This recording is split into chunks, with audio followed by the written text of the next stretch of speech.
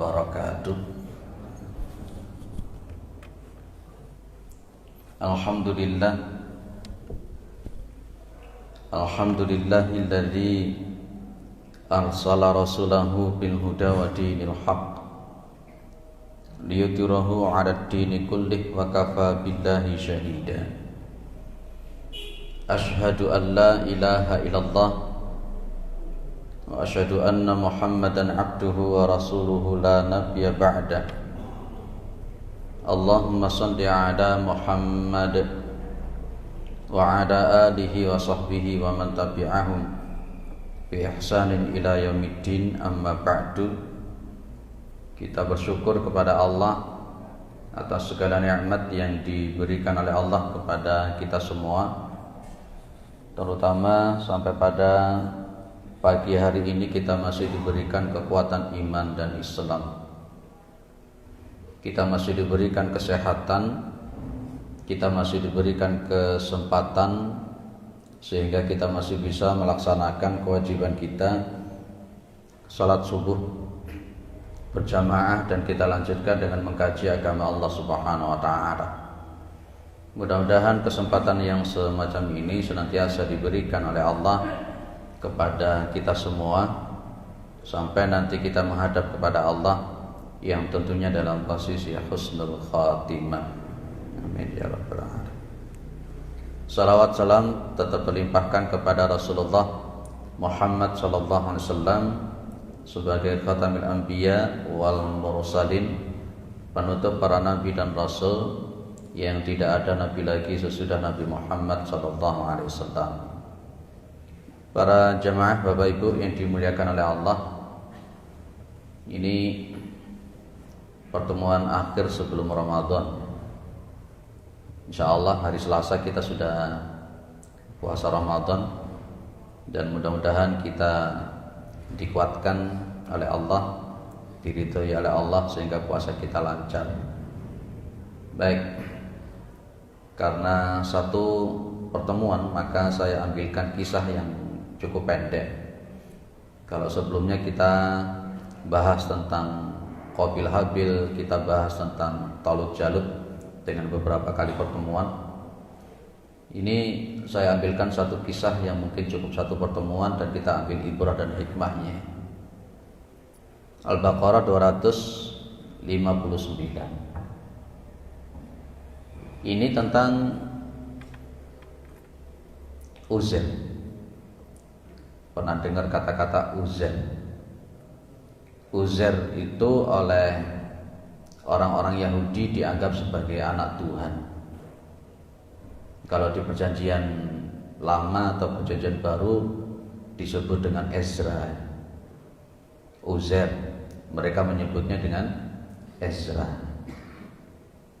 Cukup menarik kisah Uzair ini. Apakah dia seorang nabi ataukah bukan?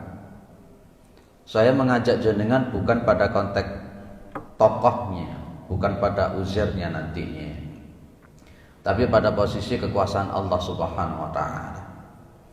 Jadi suatu saat Uzair ini keluar melakukan safar. Dia membawa seekor keledai, sekaligus membawa bekal. Membawa bekal di perjalanan, dan suatu saat kemudian dia berhenti.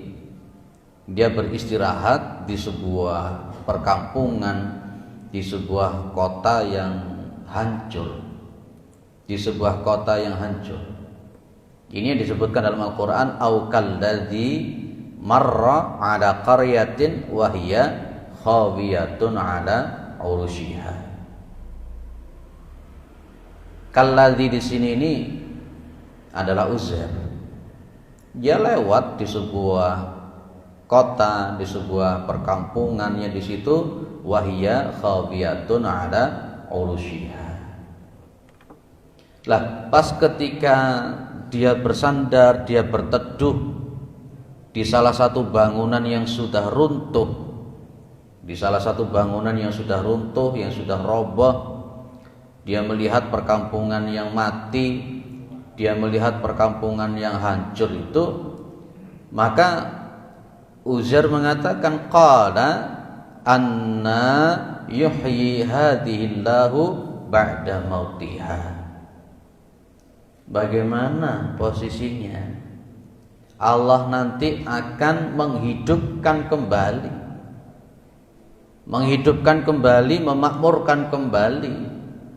Jadi tentang qaryah yang khawiyatun ala urushiha.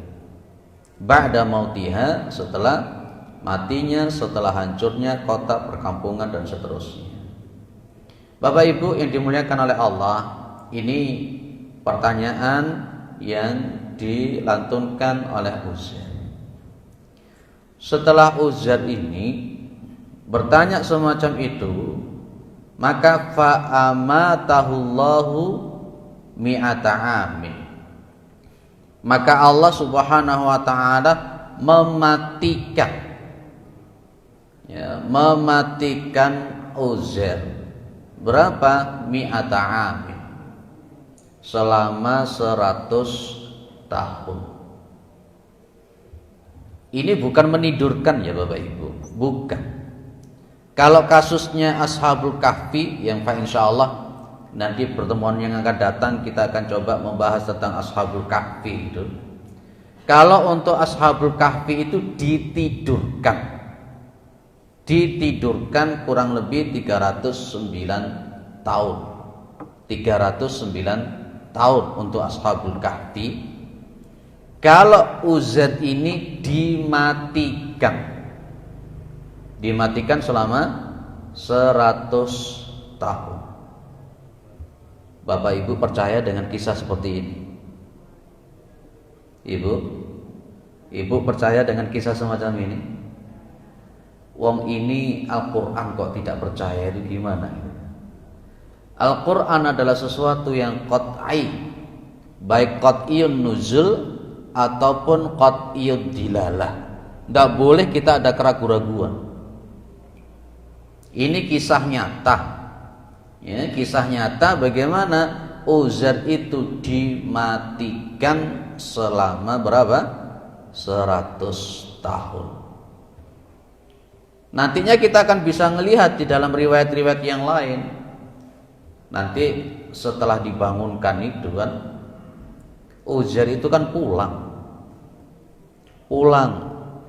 Ada wanita yang usianya dipanjangkan oleh Allah. Ada seorang wanita yang usianya dipanjangkan betul oleh Allah. Dia datang ke rumahnya dan dia mengatakan, saya ini Uzair, anak Uzair. Saya ini Uzair.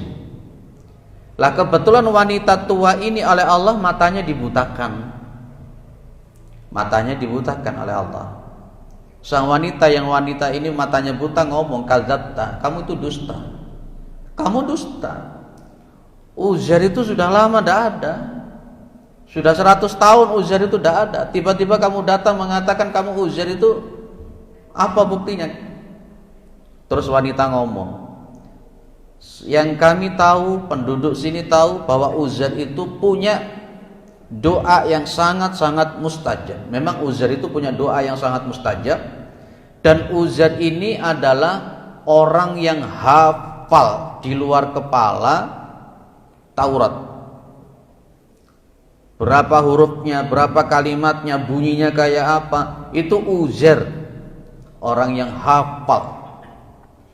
Sampai di kalangan Bani Israel itu juga heran bagaimana Uzair itu bisa hafal. Dan akhirnya Uzair ini pun mengatakan, baik, saya doakan. Didoakan oleh Uzair.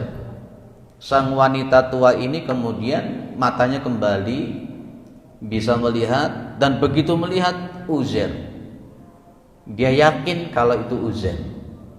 Usianya masih tetap seperti dulu, 100 tahun yang lalu. 100 tahun yang lalu. Dan makanya Ibnu Katsir di dalam tafsirnya mengatakan Uzair itu hidup di 2 masa, yakni masa Daud dan Sulaiman, dan hidup pada masa Zakaria Yahya.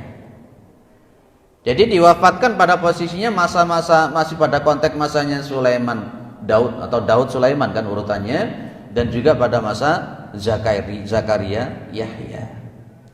Disitulah kemudian wanita ini memberitahukan kepada orang-orang Bani Israel. Otomatis kemudian orang-orang Bani Israel punya ketakjuban.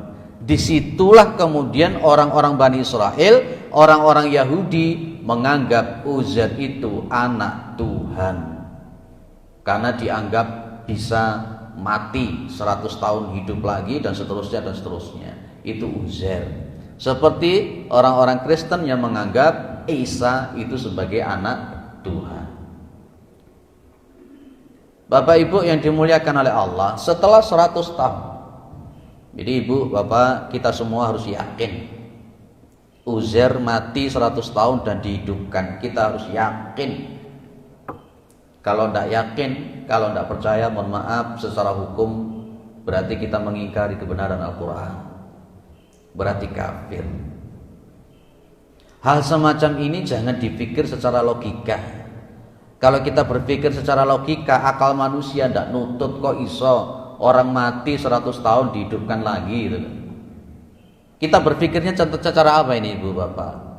Secara iman ya, baik, nanti akan kita sampaikan di hikmahnya itu. Tsumma ba'atsahu, kemudian Allah Subhanahu wa taala membangkitkan Uzair yang setelah 100 tahun meninggal. Dikirimkan seorang malaikat. Dikirimkan seorang malaikat yang berbentuk manusia yang datang kepada Uzair, dan malaikat ini kemudian berkata kepada Uzair, "Kam labista?" Berapa kamu tinggal? Kamu tinggal di sini ini berapa? Berapa masanya? Uzair mengatakan, "Qala labistu yauman aw ba'da yaum." Aku tinggal 1 hari atau sebagian hari. Kenapa Uzair bisa mengatakan yauman aw ba'da yaum? Dalam riwayat, Uzair itu dimatikan pagi hari, dibangkitkan sore hari. Jadi dimatikan pada pagi hari, dibangkitkan sore hari. Jadi seolah-olah menurut Uzair cuma 1 hari atau bagian hari. Tadi paginya saya tertidur, kemudian sore hari bangun. Padahal apa? Malaikat kemudian mengatakan, qala bal labitta mi'ata amin. Justru kamu Uzair, kamu itu sudah tinggal di sini ini selama 100 tahun. Oh, kaget itu. Kalau jenengan digitukan bagaimana? Kamu itu tinggal di sini 100 tahun. Untuk membuktikan itu, kemudian apa kata para malaikat? Fandur ila ta'amika wa syarabika lam yatasannah. Coba kamu lihat itu, makanan kamu, minuman kamu, lam yatasannah. Yang dimaksud dengan lam yatasannah itu menurut para ulama tafsir, makanan yang dibawa Uzair itu tidak berubah sama sekali. Wah, ini luar biasa. Selama 100 tahun makanan yang dibawa Uzair itu tidak berubah sama sekali. Mungkin kalau bahasa kita, kalau kita bawa makanan, mungkin makanan kita sudah basi atau sudah jamuran atau apa lagi deh. Itu punyanya Uzair selama 100 tahun itu tidak berubah sama sekali. Sama sekali tidak berubah. Setelah itu malaikat ngomong lagi, wandur ila himarik, dan lihatlah kepada keledaimu. Himarmu, coba kamu lihat. Kenapa keledainya itu? Jadi selama 100 tahun itu keledainya mati. Keledainya itu sudah mati, sudah berbentuk tulang belulang. Sudah berbentuk tulang belulang yang namanya keledai. Sudah hancur. Malaikat mengatakan, walina ja'alaka ayatan linnas, dan sungguh kami jadikan engkau sebagai tanda-tanda kekuasaan Allah bagi manusia. Wandur ila al-idami kaifa nunsizuha thumma naqsuha lahma. Menarik sekali. Tulang yang sudah hancur lebur tadi itu oleh Allah ditata sedemikian rupa. Ilal idam, coba kamu lihat kepada tulang-tulang. Lihat kepada tulang-tulang. Kaifa nunsizuha, bagaimana kami ini menyusun, Masya Allah, menyusun tulang-tulang himar, tulang-tulang keledai itu, thumma naksuha lahma, kemudian kami balut tulang-tulang itu dengan daging. Lah kok dilalah yang keledai yang sudah berbentuk tulang belulang hancur tadi hidup dengan proses yang dilihatkan kepada Uzair. Tulang belulangnya berbentuk menata, kemudian muncul daging yang membalut, hidup dan berbunyi sebagai seekor keledai. Diperlihatkan langsung itu oleh Allah kepada Uzair. Semakin mantap. Falamma tabayyana lahu, setelah betul-betul jelas bagi Uzair bagaimana makanan minuman tidak berubah, bagaimana himarnya bisa hidup lagi, maka Uzair mengatakan, qala a'lamu annallaha ala kulli syai'in qadir. Sungguh aku mengetahui bahwa Allah itu maha kuasa atas segala sesuatu. Semakin mantap. Yang menarik Bapak Ibu yang dimuliakan oleh Allah, ayat ini digandeng oleh Allah dengan kisahnya Nabiullah Ibrahim yang kepingin melihat Allah menghidupkan mati. Digandeng di ayat 260 tentang menghidupkan sesuatu yang sudah mati juga. Ini pembelajaran untuk kita juga tentang tauhid. Wa id qala Ibrahimu rabbi arini kaifa tuhyi al-mauta. Nabiullah Ibrahim ngomong sama Allah, wahai Tuhanku, tolong saya diperlihatkan bagaimana engkau itu menghidupkan orang mati. Gusti Allah tanya, qala awalam tu'min, Ibrahim, kamu itu tidak beriman toh, kamu itu tidak yakin toh? Dikitukan sama Allah. Jawaban Nabiullah Ibrahim apa? Wa bala walakin liyatma'inna qalbi. Saya yakin jenengan bisa menghidupkan orang mati, saya yakin, tapi saya ingin hati saya lebih tenang. Itu kata-kata Nabiullah Ibrahim. Akhirnya Allah berfirman, qala faqut arba'atan minat thair. Maka ambillah 4 ekor burung. Nah, itu Nabiullah Ibrahim pengen melihat ada yang mati bisa hidup lagi, sama Allah malah disuruh untuk mengambil 4 ekor burung.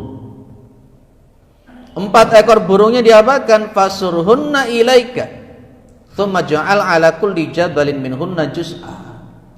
Jadi 4 ekor burung tadi Pak, itu sudah dibunuh, sudah dipotong-potong.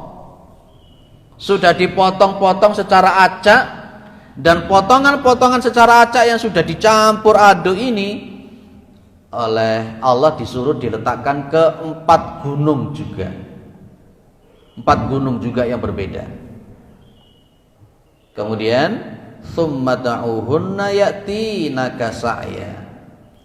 Jadi 4 ekor burung yang sudah dipotong-potong, yang sudah dicampur aduk, ditaruh di masing-masing gunung yang berbeda, disuruh manggil sama Allah.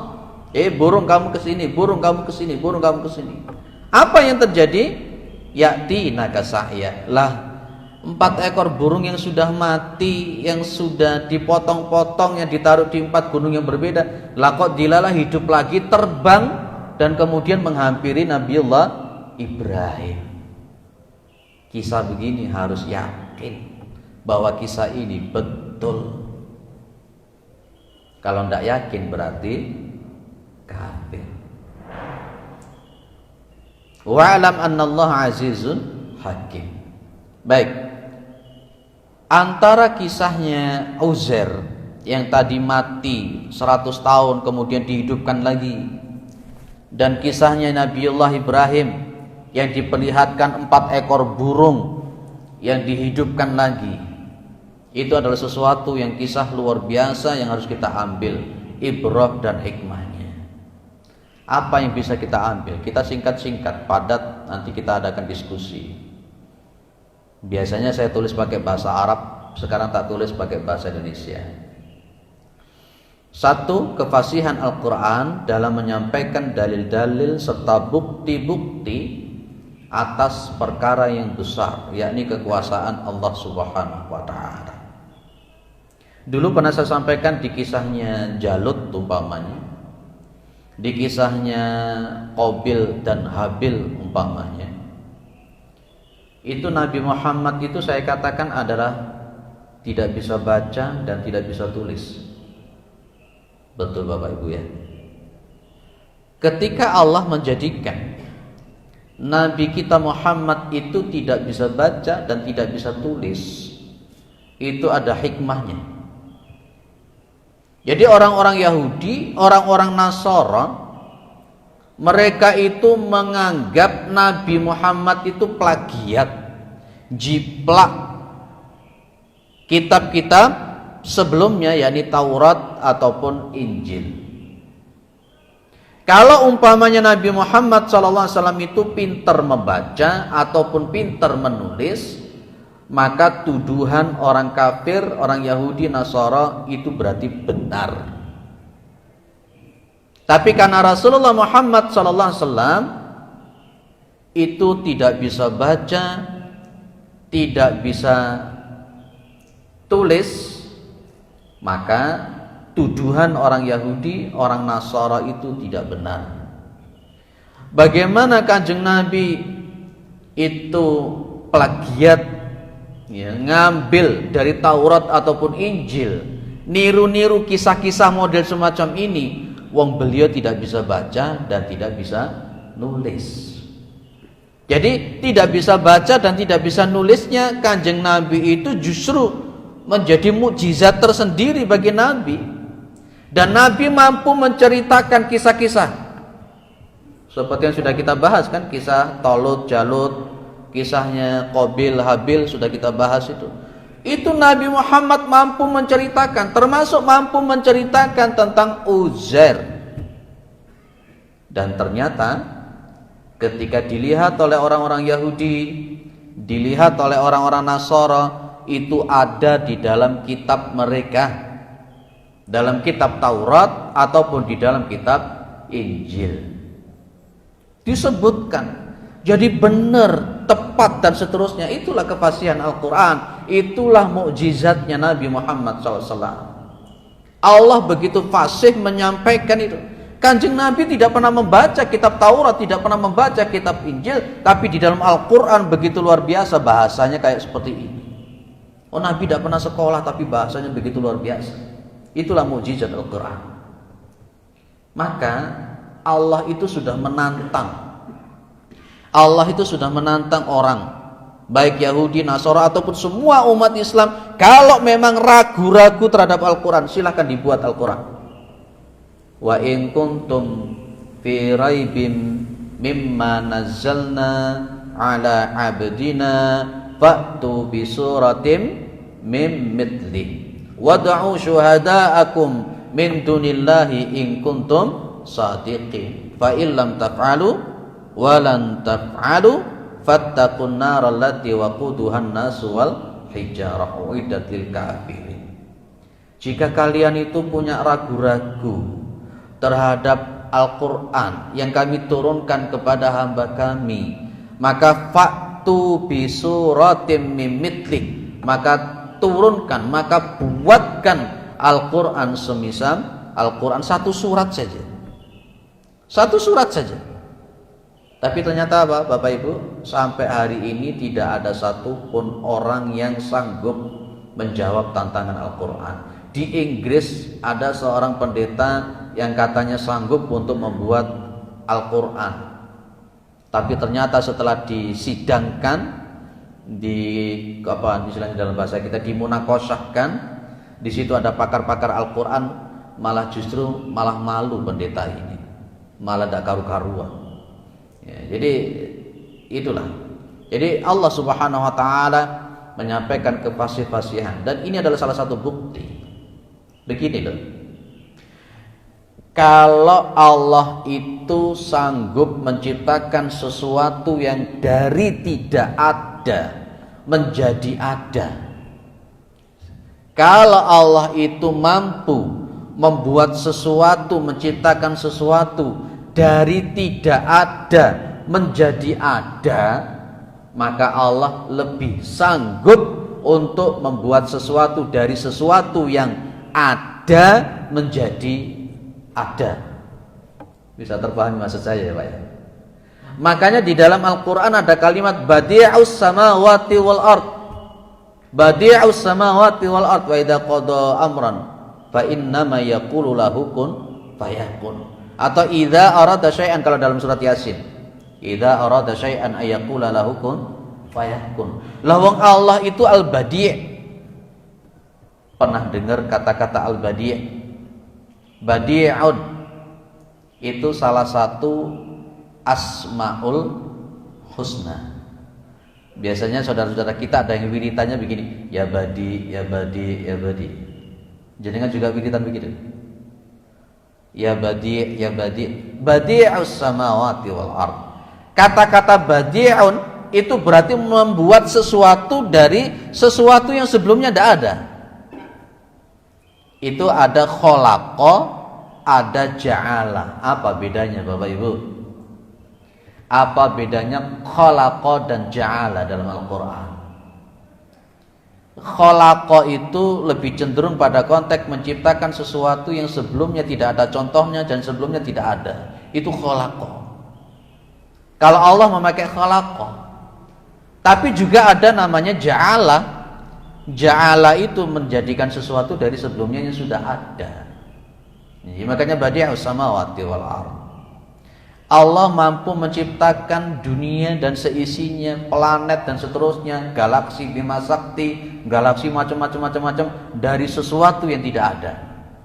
Allah mampu. Apatah lagi hanya sekedar menghidupkan yang sudah mati. Itulah mujizat Allah.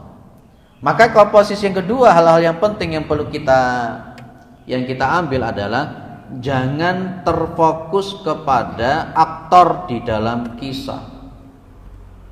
Jangan terfokus kepada aktor di dalam kisah. Kisah model yang semacam ini, jenengan jangan fokus kepada uzernya. Maksud saya begitu. Ketika jenengan membahas 259 dari kisah Uzair ini, jangan fokus kepada Uzairnya. Nanti jangan-jangan nanti akan mengatakan, waduh Uzair itu sakti ya, Uzair itu hebat, Uzair itu khariqul ada, Uzair itu bla bla bla. Akhirnya menjadikan Uzair jadi apa? Jadi sesuatu yang terkultuskan dan kemudian dianggap sebagai anak Tuhan. Loh, keliru lagi kakek. Nabi Isa diangkat jadi Tuhan itu kan alasannya banyak diantara menurut mereka. Di antaranya karena lahir tanpa bapak dan sebagainya. Karena fokusnya kepada Isanya. Kenapa Nabi Adam yang tanpa bapak, tanpa ibu kok juga tidak Nah itu. Bapak Ibu yang dimuliakan oleh Allah, jangan terfokus pada Uzairnya. Uzair ini bisa hidup lagi setelah 100 tahun. Siapa yang menghidupkan? Allah. Nabi Isa yang bisa menghidupkan orang mati. Nabi Isa bisa membuat burung dari tanah. Nabi Isa bisa menyembuhkan segala orang mati, menyembuhkan segala macam penyakit. Kenapa? Karena Allah. Bukan Isanya yang sekti, bukan Uzairnya yang sekti, bukan. Nabi Sulaiman yang bisa menundukkan setan dan jin, Nabi Sulaiman yang bisa mengatur, menyuruh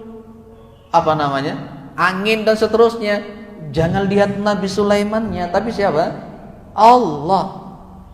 Itu tauhidnya kita begitu.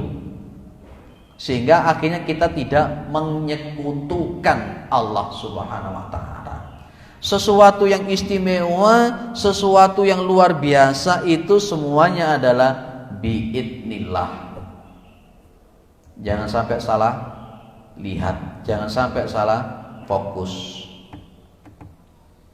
Baik, Allah itu innallaha ala kulli syai'in qadir. Ada yang sesuatu hal yang harus kita garis bawahi, tidak ada sesuatu yang tidak mungkin bagi Allah. Semuanya serba mungkin bagi Allah Subhanahu wa taala. Saya contohkan dalam kehidupan, Pak. Ada orang itu secara finansial tidak mungkin naik haji, itu tidak mungkin. Ya. Berangkat suami istri bahkan satu keluarganya naik haji ke Mekah itu orang melihat itu sepertinya tidak mungkin. Kita akhirnya meremehkan. Wah, bagaimana bisa dia naik haji? Ngeremehkan, kita sombong. Ternyata kalau Allah mengizinkan berangkat. Di Surabaya ada seorang profesi tukang tambal ban di pinggir jalan. Rumahnya reot. Ya, biasa aja, di bawah standar hidupnya. Dia setiap hari berdoa ingin naik haji. Setiap hari dia berdoa naik haji. Bahkan mungkin wiritannya juga naik haji. Oleh Allah diijabah, Pak. Di tengah malam ada mobil yang bannya itu gembos, bocor. Seorang pengusaha sukses, dan akhirnya dia diberitahu kalau di situ ada tambal ban. Tengah malam dia mengetuk pintu untuk minta tolong untuk bannya itu ditambal. Orang ini keluar dengan ikhlas karena Allah Subhanahu wa taala. Ditambal ban itu, dibayar tidak mau. Sudah, Pak, karena memang jenengan buru-buru, betul buru-buru. Orang ini ternyata adalah seorang pengusaha besar yang pada waktu itu memenangkan tender proyek yang cukup besar. Setelah selesai menang, dia cari lagi itu tanggal ban. Datang ke rumahnya. Orang ini bilang, Pak, alhamdulillah dengan izin Allah melalui jenengan saya sukses, tender saya sukses dan sebagainya. Sekarang saya ingin ngasih hadiah kepada jenengan. Ditanya, jenengan itu selama ini yang jenengan minta itu apa? Selama ini yang jenengan minta itu apa? Dia bilang, naik haji bersama keluarga. Orang ini langsung bilang, tak biayai haji satu keluarga, silahkan berangkat. Itu tidak ada sesuatu yang tidak mungkin. Orang yang kelihatannya memang tidak bisa dan tidak bisa berangkat haji, satu keluarga bisa berangkat. Idza arada syai'an ayyakula lahu kun fayakun. Betul. Nabi Zakaria sampai tua tidak punya anak. Ya betul kan? Nabi Zakaria sampai tua tidak punya anak, tapi Allah mengizinkan dia punya anak. Itu tidak ada yang tidak mungkin bagi Allah Subhanahu wa taala. Ini loh, jangan terfokus kepada aktor dalam kisah, fokus kepada Allah yang Maha Kuasa. Dan kemudian yang nomor 3, jangan berpikir dengan logika manusia. Kalau jenengan berpikir dengan logikanya manusia, ndak nutut, Pak. Ada orang itu pekerjaannya ya semono kuwi gitu ya. Biasa-biasa aja. Kayaknya ndak mungkin. Tapi anaknya S2-nya itu di Hong Kong. Loh, ada tetangga saya cuman sekedar jual melijo biasa di sepeda. Anaknya S2-nya di Hong Kong. Orang kalau berpikir tentang manusia, logikanya manusia ndak nutut, Pak. Orang-orang bertanya-tanya, kok bisa ya bisa S2 di Hong Kong? Wong anaknya pengusaha kadang-kala S2 di Hong Kong aja ndak iso. Itulah Allah. Itu Allah. Jangan berpikir dengan logika manusia. Seperti contoh umpamanya Rasulullah itu sepertiga malam dari Masjidil Haram ke Masjidil Aqsa sampai ke Sidratul Muntaha, kurang lebih cuma 8 jam. Jangan berpikir dengan logika manusia. Ada seekor semut, dia masuk ke kantongnya manusia. Manusia itu tadi pergi dari Malang ke Jakarta, dalam waktu 5 jam dia kembali lagi ke Malang. Semutnya keluar dari kantong, kemudian cerita sama teman-temannya, semut, aku baru dari Jakarta, berangkat jam 5, sudah pulang jam 10. Kalau teman-temannya semut berpikir logika semut, tidak mungkin. Tapi kalau si semut itu pakai logikanya manusia, pasti mungkin. Kenapa? Si semut yang tadi ke Jakarta masuk ke kantongnya manusia, berarti dia itu nebeng. Sama dengan Kanjeng Nabi. Kalau jenengan berpikir logika manusia, tidak mungkin 8 jam itu sampai langit ke-7. Wong pakai pesawat luar angkasa saja ke bulan bisa berbulan-bulan. Ini Kanjeng Nabi cuma 8 jam nyampe ke sana. Jangan berpikir logika manusia. Inilah tauhid. Berpikirlah logika Allah yang Maha Kuasa. Kemudian yang nomor 4, seseorang yang mengatakan sesuatu tidak akan terjadi, tapi dia yakin akan kekuasaan Allah, maka dia tidak termasuk kafir. Ya, maka dia termasuk tidak kafir. Nabiullah Ibrahim itu kan tanya tadi kan ya, ya Allah, gimana konteksnya kamu nanti menghidupkan orang mati? Gusti Allah bilang, apa kamu gak yakin toh Ibrahim? Lah, yang semacam ini tidak mengkafirkan. Nabiullah tidak termasuk kafir. Dia yakin Allah mampu melakukan, tapi selaku manusia dia pengen bukti, itu tidak membuat dia kafir. Bisa terpahami maksud saya ya? Wah, ada orang mati hidup lagi dan bisa bicara. Dia yakin Allah mampu, tapi kira-kira bisa terjadi tidak pada masa sekarang? Itu tidak membuat dia kafir. Pada masa Bani Israel ada orang mati, diambilkan sapi betina yang disembelih, dipukulkan, kemudian hidup lagi, ngomong siapa yang membunuh. Itu bisa terjadi? Bisa. Dengan catatan memang jenengan yakin betul Allah Maha Tahu, Allah Maha Kuasa akan melakukan sesuatu itu. Walaupun mungkin jenengan bertanya, apa bisa terjadi ya pada masa sekarang? Saya mengatakan bisa. Dan terakhir, ayat-ayat atau kisah-kisah semacam ini semakin mengantar kepada keyakinan iman dan ketakwaan kepada Allah. Surat Al-Anfal itu Bapak Ibu, itu ayat berapa? Idza tuliyat alaihim ayatuhu zadatuhum imana wa ala rabbihim yatawakkalun.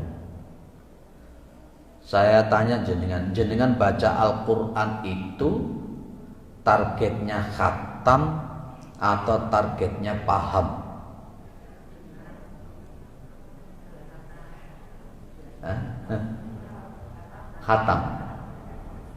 Khatam plus paham.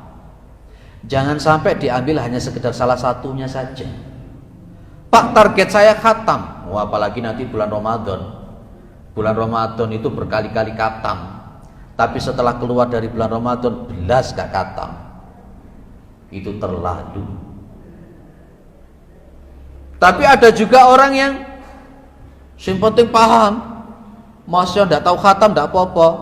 Lah wong Kanjeng Nabi di dalam kitab Sahih Adabil Islamiyah memerintahkan para sahabat untuk bisa khatam setidak-tidaknya 40 hari sekali. Ini saya sampaikan di Masjid Manarul Islam, sudah saya sampaikan adab membaca ayat-ayat Al-Quran, adab terhadap Al-Quran, ada beberapa adab. Dua-duanya harus. Maka dalam Al-Quran ada kalimat afala yatadabbarunal Quran am ala qulubin aqfaluha. Aqfal itu kan artinya kunci. Apakah mereka tidak bertadabbur memahami isi Al-Quran, atau mungkin di dalam hati mereka ada kunci sehingga tidak mau paham terhadap Al-Quran? Didahulukan mana? Khatam sama paham? Ibu, didahulukan paham dulu. Masya Allah. Jenengan sudah berapa persen yang dipahami? Satu hari berapa juz yang dibaca? Kadangkala kita mohon maaf, ada yang hanya baca saja, sudah apa-apa lah daripada tidak baca. Dipahami ayat-ayat Al-Quran. Pak, melalui Quran terjemah? Jangan. Kalau sekedar membaca di Quran terjemah boleh, tapi jangan langsung disimpulkan, karena itu hanya terjemah. Kadangkala begini, saya meyakini bahwa bahasa Al-Quran tidak bisa diwakili oleh bahasa apapun. Tidak bisa diwakili oleh bahasa apapun. Saya contohkan.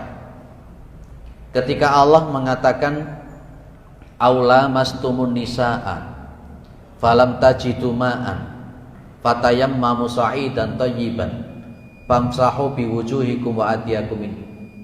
Itu ada kalimat aula mastumun nisa, atau kamu itu memegang wanita. Apa yang dimaksud memegang wanita? Apakah hanya sekedar disentuh begini, ataukah yang dimaksud lamastumun nisa itu berarti melakukan hubungan suami istri? Imam Syafi'i mengatakan dua-duanya. Sehingga Imam Syafi'i mengatakan persetujuan kulit laki-laki perempuan ketemu itu sengaja atau tidak sengaja batal. Tapi Imam Hanafi, Imam Maliki mengatakan tidak batal. Persentuhan kulit laki-laki perempuan itu suami istri ataupun orang lain itu tidak membatalkan wudhu. Teman-teman NU memandang batal karena mengikuti mazhab Syafi'i. Di Muhammadiyah tidak batal majelis tarjih. Loh, tapi di terjemahan Al-Quran itu cuma mengatakan menyentuh wanita, tidak bisa mewakili. Apa kira-kira lamastumun nisa? Bahkan kalau kita bisa melihat itu di dalam Al-Quran kan juga ada la yamassuhu illal mutahharun. Nah, itu kan jadi sesuatu hal yang panjang. Gitu ya. Jadi target kita khatam juga paham. Saya yakin di sini sudah diberi kajian-kajian tentang masalah tafsir. Ustaz Talqin Shahih itu terutama yang saya ikuti, beliau memberikan kajian-kajian tafsir. Itu harus kita laksanakan dengan baik untuk memahami Al-Quran. Berkenaan dengan Al-Quran, meyakini, membaca, membaca, memahami, mengamalkan, mengajarkan, dan menghafalkan. Itu kalau bisa. Ada 6. Meyakini dulu, kemudian membaca, kemudian memahami, kemudian mengamalkan, kemudian mengajarkan, dan terakhir apa? Menghafalkan kalau kuat. Kalau tidak kuat ya la yukallifullahu nafsan illa wus'aha. Saya kira cukup. Ada yang perlu didiskusikan monggo atau ditambahkan?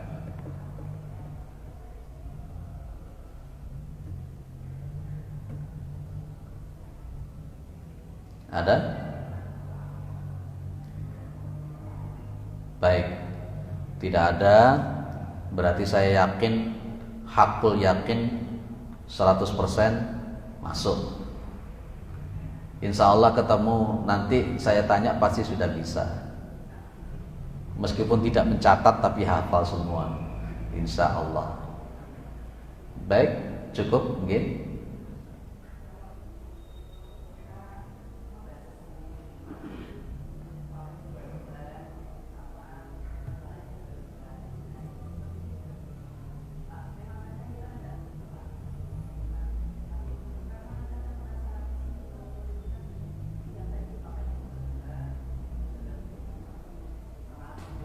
Oke.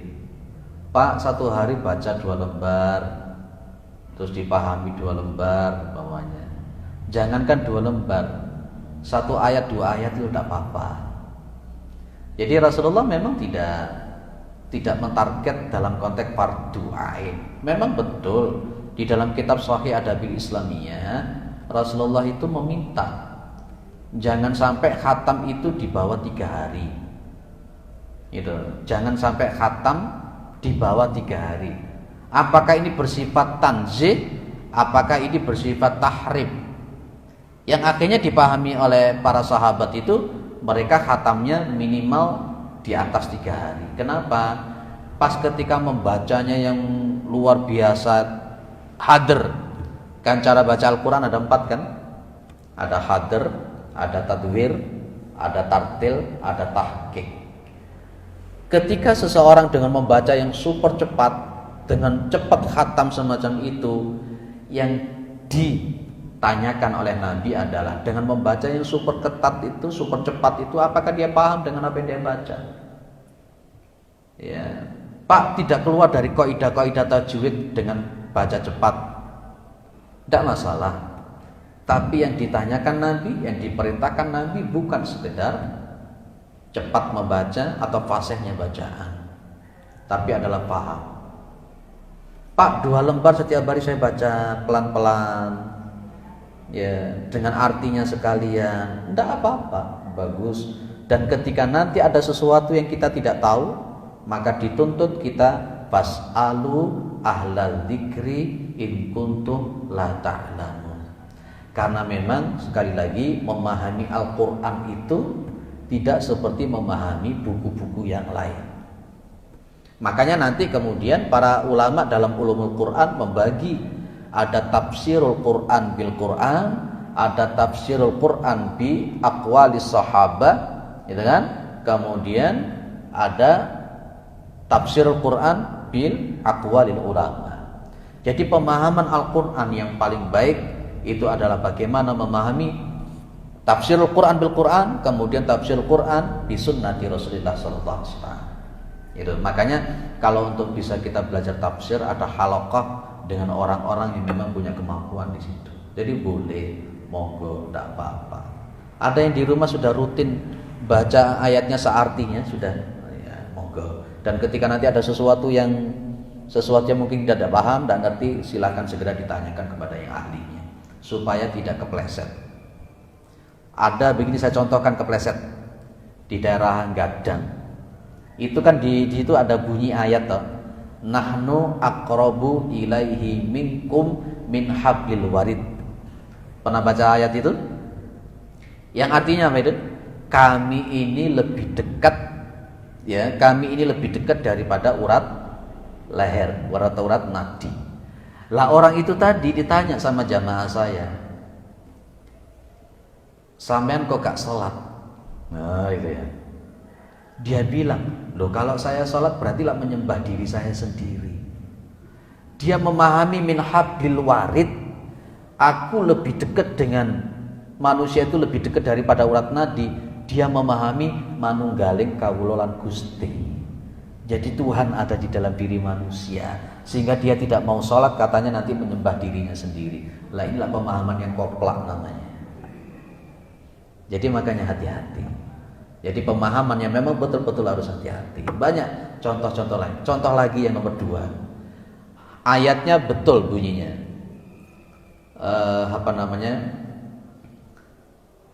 Fa aina ma tuwallu fa thamma wajhullah.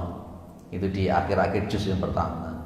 Kemanapun kamu menghadap, di situ ada wajahnya Allah. Ada seorang mahasiswa bilang kepada saya, Ustadz, berarti sholat tidak harus menghadap ke kiblat, kemanapun boleh kan menghadap. Loh kok bisa? Ini ayatnya. Jadi menurut dia akhirnya sholat ngadep ngulon oleh, ngadep ngetan oleh, ngadep ngidul oleh. Lah ini pemahaman yang na'udzubillah. Itu jadi memahami ayat Al-Quran, memahami Al-Quran tidak sama dengan memahami buku-buku yang lain. Itu jawaban saya, Ibu. Cukup ya Pak? Udah bermanfaat? Selamat untuk masuk ke bulan Ramadan dan bisa melaksanakan puasa Ramadan dengan baik, dan puasa kita mudah-mudahan diterima oleh Allah Subhanahu wa taala, dan sehingga kita keluar dari bulan Ramadan betul-betul seperti dikatakan oleh Nabi, ghufira lahu ma taqaddama min, dan dosa-dosanya diampuni yang lalu dan yang akan datang, sehingga layak untuk mengucapkan minal aidin wal faizin. Mudah-mudahan bermanfaat. Mohon maaf andai kata ada salah, ada dalil dan seterusnya. Subhanakallahumma wa bihamdika asyhadu an la ilaha illa anta astaghfiruka wa atubu ilaik. Assalamualaikum warahmatullahi wabarakatuh.